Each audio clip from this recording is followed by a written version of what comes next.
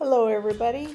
Today I'm here to confess something deeply personal, a shift in my cosmic allegiance. For years, I was Team Galaxy. The grandeur, the spiral, the billions of stars swirling like a celestial fireworks display. Galaxies felt epic. They're the rock stars of the universe. Meanwhile, Nebula were the moody artists in the corner, dripping with color, but maybe a little too abstract for my taste. That was until I got my hands on a Seestar S50 telescope. It's an incredible piece of equipment, portable, easy to use, and it makes stargazing feel like I'm walking around with a magic wand. I was giddy. This is it, I thought. I'm finally going to capture galaxies so vivid, NASA will call me for tips. Oh, sweet summer child. First up, the Andromeda Galaxy, a classic. I lined up the shot. I marveled at the Seestar's ease of use. This is going to be a magnum opus, I whispered. Hours later, I downloaded the image, and there it was, a smudge. Not just any smudge, an elegant smudge. Sure, but a smudge nonetheless. It looked less like a galaxy and more like someone sneezed on the lenses.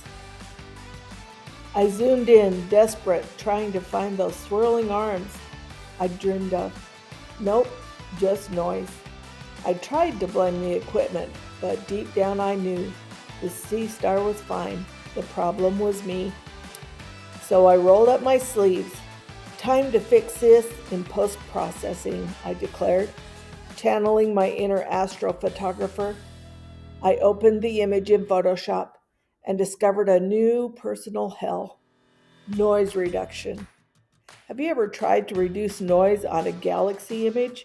It's like trying to make the 1998 webcam picture look like it belongs in 4K.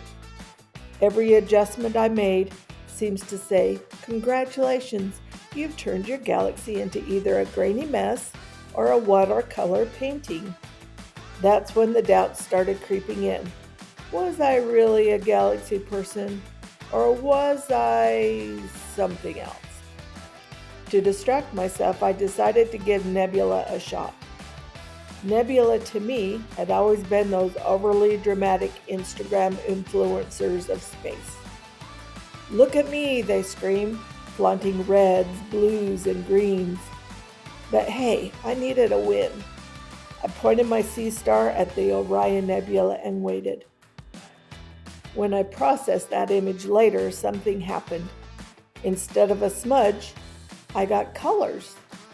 Glorious, radiant colors.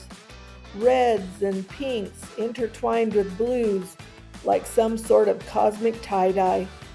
It was mesmerizing. I zoomed in, and instead of noise, there were intricate filaments and clouds of gas. It was like the universe had handed me a giant, glowing high five. And the post-processing? A dream. Adjust the curves here, boost the saturation there, and voila, an actual picture that resembled the Hubble Space Telescope's work. Okay, sure, not exactly Hubble, but it was enough to fool my friends on social media. Suddenly I realized something profound. Nebula are the party people of the cosmos. They don't demand precision, they thrive in chaos. You don't have to obsess over sharp details or perfect spirals. With Nebula, the messier the better. It's like finger painting for adults. In contrast, galaxies are high maintenance. They demand your full attention, precision, and patience, three things I apparently lack. Galaxies are like those friends who insist on going to Michelin-starred restaurants, while Nebula are cool with ordering pizza and watching Netflix. My loyalty officially shifted one fateful evening when I tried to process the Whirlpool Galaxy. I spent 3 hours tweaking levels, trying to extract details, and all I got was an image that resembled a bad Rorschach test. Frustrated, I opened my earlier Orion Nebula image for a confidence boost. It practically winked at me. "See," it seemed to say, "I'm fabulous and I don't make you work for it." That's when I knew I'm no longer Team Galaxy. I'm Team Nebula all the way. But here's the thing, it's not just about the aesthetics. Nebula have the way of teaching you to embrace imperfection. They remind you that beauty can be messy, chaotic, or vibrant. Galaxies, meanwhile, are beautiful, but they make you feel like you're not good enough. They're like the universe's way of saying, maybe stick to Nebula, champ. Now don't get me wrong, I still appreciate Galaxies from afar. But when it comes to astrophotography and my beloved Seestar S50, I've found my cosmic soulmate. Nebula don't just light up the sky, they light up my patience, my creativity, and yes, my YouTube feed. So if you're out there struggling with Galaxies, let me save you some time.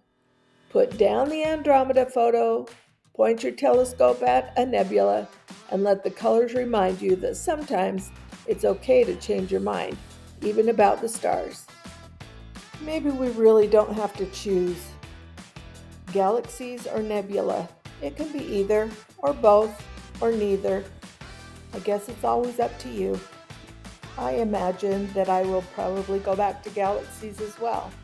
As I gain confidence, learn some new skills, and learn to manipulate the pictures in Photoshop or other programs, it may become my new passion.